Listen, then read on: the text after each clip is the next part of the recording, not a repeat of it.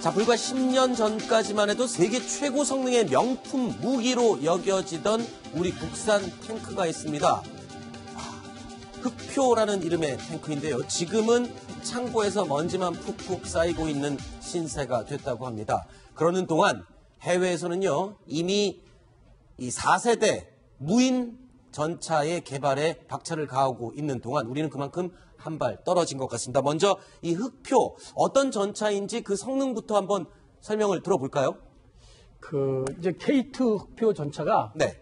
전 세계에서 최고로 성능이 뛰어나다는 저 그림에 보면 차세대 전차인데 전차에서 지금 가장 중요한 게 맨 왼쪽에 있는 주포 120mm 활강포 자동 장전이라는 건데 네. 저게 뭐냐면 전타가 장갑 방울을 갖고 있어서 네. 총을 맞아도 뚫리지 않지 않습니까? 아하. 저건 약 470mm, 약 5cm 되는 장갑을 관통할 수 있거든요. 네네. 두 번째로 중요한 거는 속도입니다, 속도. 네. 근데 저거는 보통 평지를 최대 시속 70km면 우리가 보통 국도도 한 60km 이상 달리지 않습니까? 승용차도. 네. 승용차보다 빨리 달린다는 겁니다. 네. 그리고 특히 엔진을 보면 1500마력이라고 돼 있지 않습니까? 쉽게 표현하면 말 1500마리가 끈다는 엔진인데 네. 저런 엔진을 70km 속력으로 달리면서 자동으로 조준해서 적 전차를 맞춰야 되는. 네. 그리고 저기 제일 중요한 게 능동 방어 체계라는 거. 적의 레이더라든가 적의 그 미사일 같은 게 오면은 기관총 같은 게 오면은 스스로 연막을 뿌리거나 아하. 검차 방해를 해가지고 회피 기동을 하게끔 안 맞게끔. 네. 저게 이제 새로운 세대의 형의 전차입니다. 자. 그리고 포도 자동으로 장전해서 승무원이 다른 건 4명이나 5명인데 이건 3명입니다. 좋습니다. 네. 지금 설명하신 내용대로라면 정말 어마어마한 성능의 그렇죠. 우리 국산 전차인데 이게 2007년도에 나왔을 때 그만큼의 성능을 자랑하는 최고 명품이었어요. 그런데 지금은 이 흑표 전차 지금 100여 대가 지금 창고에서 그대로 그냥 네. 먼지만 쌓이고 있다면서요. 이유가 뭐죠? 그러니까 처음에 2005년부터 2010년 사이에 5년 동안에 엔진을 개발하게 됐습니다. 네. 이게 개발이 안 돼가지고 2012년도에 그 엔진을 얹어서 흑표전차를 만들기로 했는데 네. 엔진이 개발이 안 돼서 독일에서 파워팩을 이제 사다가 껴서 네. 2014년도에 이제 100대를 만들었습니다. 네. 그게 이제 1단계고 그다음에 이제 2단계로 2015년 9월까지 이제 100대를 더 만들어야 되는데 그 파워팩을 이제 계속해서 이제 우리 국산화 하려다 보니까 네. 그래서 실패하면서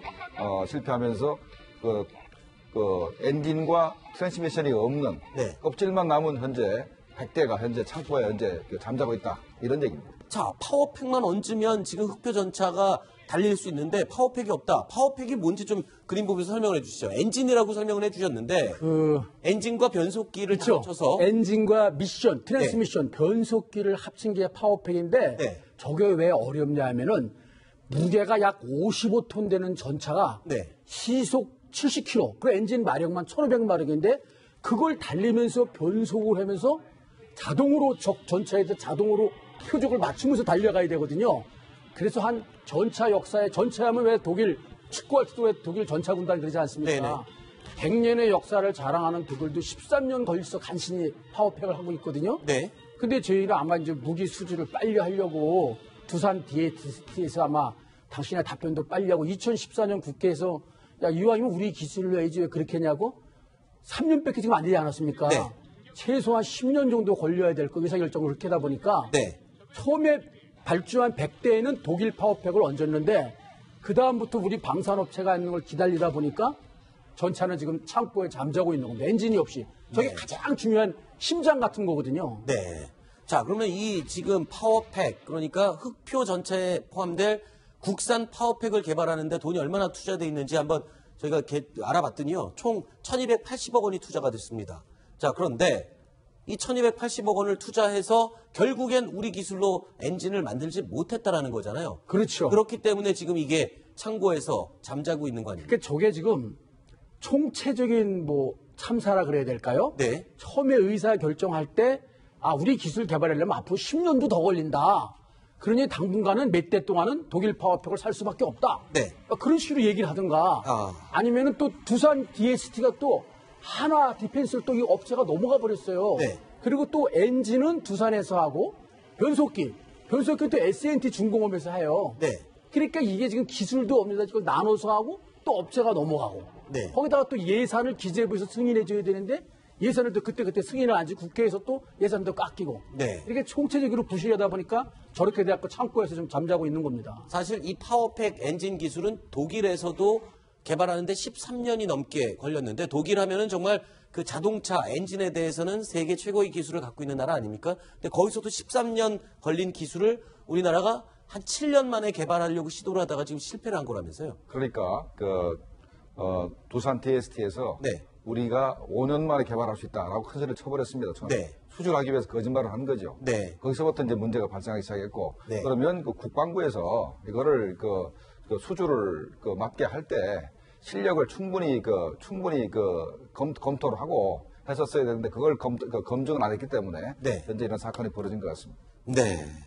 자, 그러면 이게 애시당초 실현 가능성이 없었던 이야기를 이 업체들이 앞다투어 수주를 하려다 보니까 그리고 또 이 부분에 대해서 제대로 감시와 감독과 판단을 하지 못한 국방부의 책임도 있지 않습니까? 그렇죠. 저게 모든 게 하면 그 기술평가단이 있어가지고 네. 거기서 합격을 해야 되는데 이 무기체계를 개발할 때는 최초의 무기체계를 요구할 때 작전 요구 성능이라는 게 있습니다. 영어로 ROC라고 하는데 네. 거기에 충족을 해서 최종 야전 작전 비치 시험을 해야 되는데 거기에 계속 미달되는 겁니다.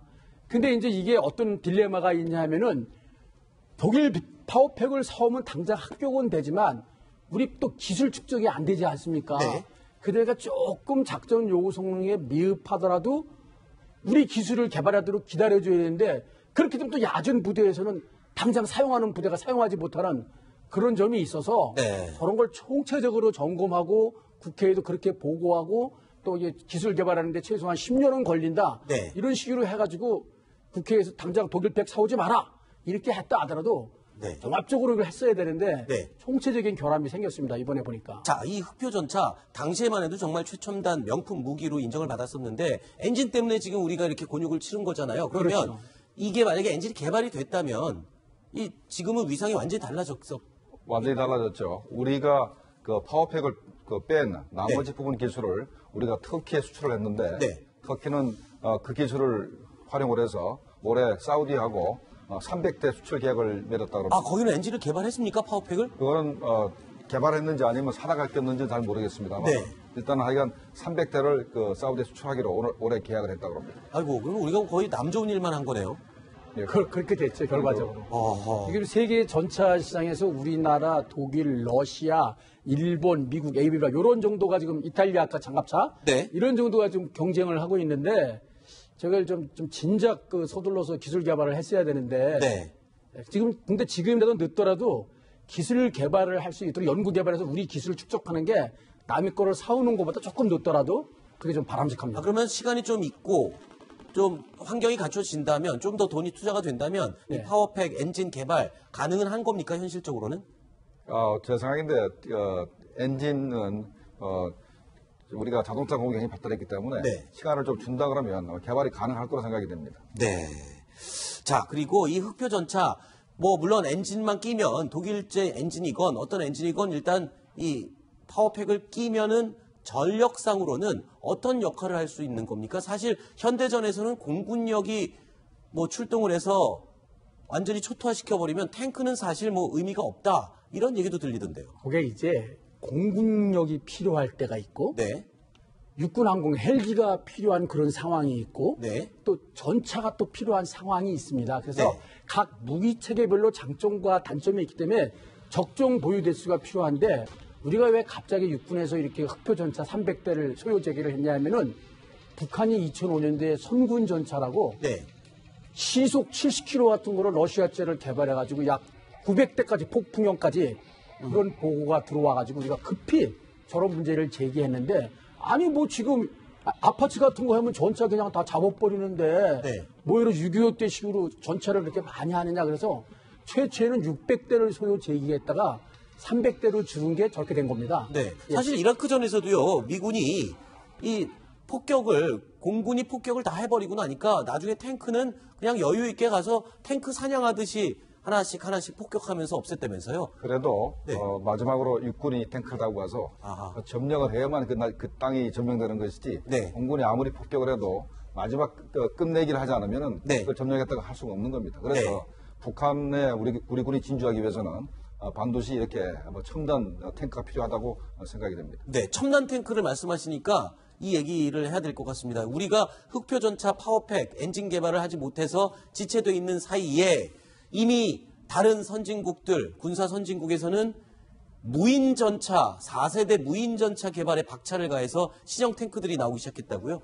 이게 지금 러시아제 T-14 아르마타 탱크. 그렇죠. 저게 이제 아직은 양산이 안 됐습니다. 아, 그래요? 예, 한 2020년도 돼야만 나올 미래 차세대 최고의 전차인데 네. 쉽게 표현하면 4차 산업혁명의 기술을 전차에 활용한 겁니다. 여기가 가장 큰 특징이 이 무인 포탑입니다. 무인 포탑. 무인. 예, 무인 포탑은 지금 우리 흑표도 포를 장전할 때 그 위에 사람이 올라가는데 네.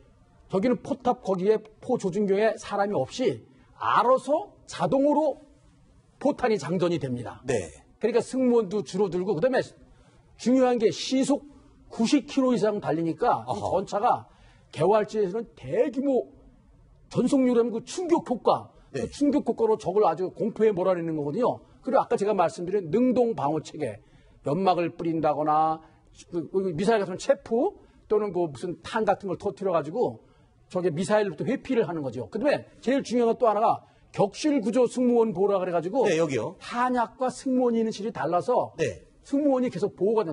격침당해 아하. 벽에 맞았다 그래도 승무원은 살 수가 있습니다. 아, 그럼 과거에는 이 격실 구조, 그러니까 탄약실과 승무원이 있는 곳이 하나로 돼 있어서 그렇죠. 포탄을 좀 맞으면 관통을 되거나 하면은 같이 사상될 수 있는 그런 상황이었고. 이게 어떤 거냐면은 전차탄이 전차를 뚫으면은 네. 한 3,000도 이상의 고열을 발생해서 네. 그 안에서 안 맞아도 그냥 불에 아하. 3,000도 열에 탑니다. 네.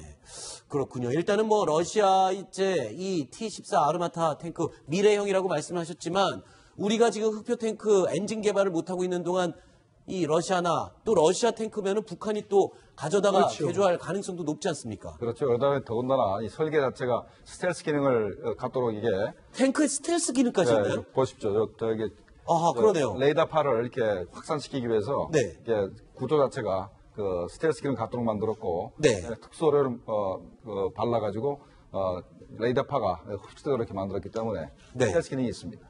자, 러시아제 탱크 말고 그럼 다른 나라들의 지금 무기, 탱크 개발 상황은 어떤지 한번 볼까요? 세계 전차 개발 상황인데 미국은 어떻습니까? 2025년까지 무인 전차 개발, 러시아보다는 조금 뒤지네요. 느린 것 같습니다. 미국의 이제 그 에이브라함 전차가 네. 2차 대전 때 패튼 전차 군단에서 아주 전 세계를 휩쓸었는데 네. 미국은 이제 지상 무기보다는 미사일이니 공군 아하. 해군 무기에 주력하다 보니까 전차에는 주력하지 않다 보니까 그렇게 된 건데 네. 그렇게도 아까 우리 김정 교수님 말씀대로 최종적으로 그 나라를 점령하고 안정화시킬 때는 특히 북한 같은 데 보면 산악에 가 있다가 내려오면은 공군력으로 개멸했다 하더라도 탱크 가서 정리해야 되니까 네. 필요성을 느낀 겁니다. 알겠습니다. 예, 중국도 이제 저렇게 이제 스텔스는 주로 이 도료를 해가지고 가장 취약한 점에 레이더에서 그 잡히지 않도록 네. 그렇게 하고 있고 독일은 아주 뭐 타이거 킹 타이거부터 옛날부터 아주 독일은 최고 역사가 있었고요. 네. 독일 플러스 2030까지 이제는 저런 성능을 다 갖춘 이제 아주 그 차세대 전차 그 공동 개발하기로 했죠. 독일, 프랑스. 예. 예. 그러면 우리나라는 어떻습니까? 탱크의 스텔스 기능 그리고 우리 무인 전차 개발 이런 데는 뭐 계획이 있습니까? 진행이 되는 게 있습니까? 뭐 제가 알기로는 없는 것 같습니다. 일단 흑표 전차에 현재 멈춰 있는 멈춰 있는 상태이기 때문에 그 이후로 이제 뭐 스텔스라든가 이 무인 전차는 아직까지 계획이 없는 걸로 저는 알고 있습니다. 네. 차제 이거 멈춰선 김에 말이 나와서 선진국처럼 조금 더 기술을 개발해서 네. 그런 상태로 나가는 게 오히려 더 좋을 것 같습니다. 예, 그렇군요. 예. 그럼 빨리 흑표 전차의 이 파워팩 개발, 이 국내 기술로 빨리 엔진이 개발이 돼야 그 다음 차세대 무인 전차라든가 스텔스 전차라든가 이런 것들이 개발이 진행이 되겠군요. 그렇죠. 아깝습니다. 자, 그러면 이제 앞으로 우리 군은 어떤 방향으로 전차 개발을 해야 될까요? 이 무인 전차 이외에 다른 방향이 있을까요? 어떤 기능을 강화해야 될까요? 제일 중요한 것은 저 무기를 개발해서 네. 그거를 수출해서 무기 개발 자체를 수출 산업으로 이렇게 육성을 하게 되면 국방력도 강화하고 외화도 획득할 수 있는 그런 우리가 네. 두 마리 토끼를 다 잡을 수가 있거든요. 네. 그래서 이제 대통령 되시는 분들이 이런 부분을 많이 그 공약으로 이제 제시를 했었는데 그런 부분에 좀 투자를 해가지고 앞으로 이제 주력 산업으로 만들 필요가 있다고 생각이 듭니다. 네, 알겠습니다. 북한이 전차가 4,300대인데 우리는 2,400대밖에 없습니다. 재래식 탱크 아닙니까? 북한. 아니 그 재래식이라 그래도 일단 숫자가 많으면 그거 좀 당하기가 어렵습니다. 아, 그렇군요. 네. 알겠습니다.